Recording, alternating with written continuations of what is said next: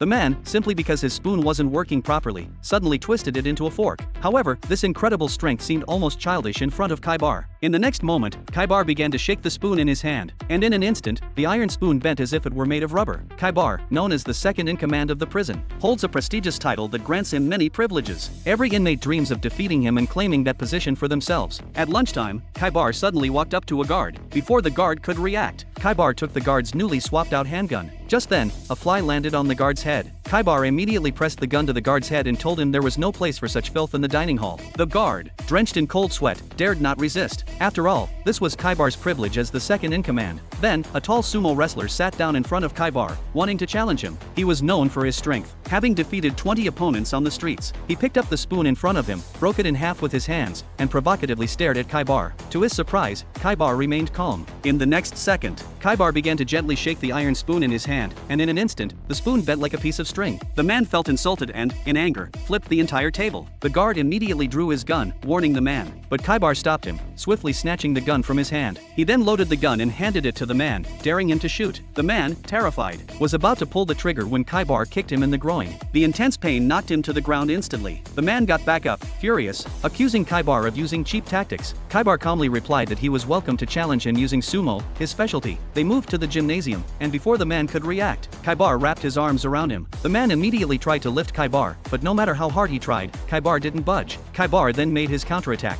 with a simple slap to the man's ear. The man's eardrum exploded. Before the man could recover, Kaibar pulled out a strand of his own hair, twisted it into a long, whip-like strand, and shoved it into the man's ear. The hair easily passed through the eardrum, coiling around the man's cochlea. Kaibar yanked it, instantly shattering the man's ear, causing him to lose his balance and collapse to the ground. Afterward, Baki came to find Kaibar, challenging him to a fight. Just then, a guard rushed over to attack Baki. In the next second, Baki snatched the guard's baton and, mimicking Kaibar's movements, bent the baton with ease while provocatively staring at Kaibar.